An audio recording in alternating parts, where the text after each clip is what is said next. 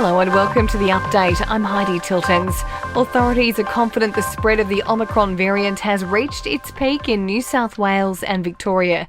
The eastern states have been hardest hit by the new strain of COVID, with tens of thousands of daily cases recorded over the summer period.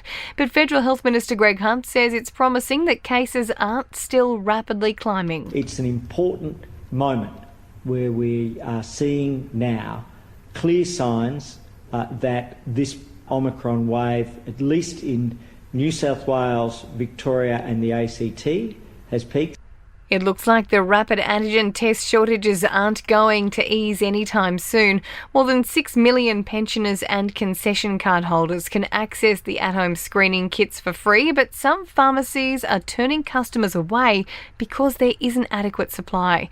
Chemist warehouse boss Mario Tasconi warns the situation won't improve for several weeks. We've still also got to deal with Chinese New Year, which is when all the factories shut down in China in the next few weeks, and that will put more stresses on the system because most of these kits do come from China because they're the only guys that can make good quality kits en masse and at scale. The man accused of abducting Cleo Smith has pleaded guilty to kidnapping the 4-year-old. The child was found in Terence Kelly's Carnarvon home 18 days after disappearing from her family's campsite last October. Mr. Kelly is in custody in Perth. The United States is withdrawing some staff from its embassy in Ukraine.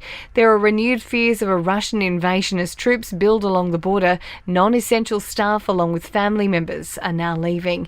And the figures are in. Australia Post has broken its Christmas delivery record with 52 million parcels through the December peak. In sport, protesters plan to smother Rod Laver Arena with "Where is Peng Shuai" t-shirts during Saturday night's women's final.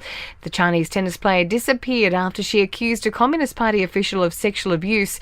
2 protesters were kicked out of Melbourne Park at the weekend for wearing the tops and displaying a banner, but are planning to return on the weekend with 1,000 more of the shirts. Mark Nichols has been cleared to join the Dolphins in 2023 after South Sydney released him for the final year of his NRL contract, and there will be more women than men representing Australia at the Beijing Winter Olympics. 44 athletes will compete across 10 disciplines, with 23 women and 21 men selected. In entertainment news, the Kardashians have now amassed more than 1.2 billion Instagram followers between them. 24-year-old Kylie Jenner leads the charge over her celebrity sisters and mummager with an eye-watering 304 million followers. It's claimed indecision and conflict is behind Adele's decision to postpone her Las Vegas residency. There was apparently a series of explosive rows about staging which derailed the production. And after being delayed because of COVID, The Wedding Singer the musical begins its final run in Sydney this week. It finishes on the 30th at the State Theatre before heading to Melbourne.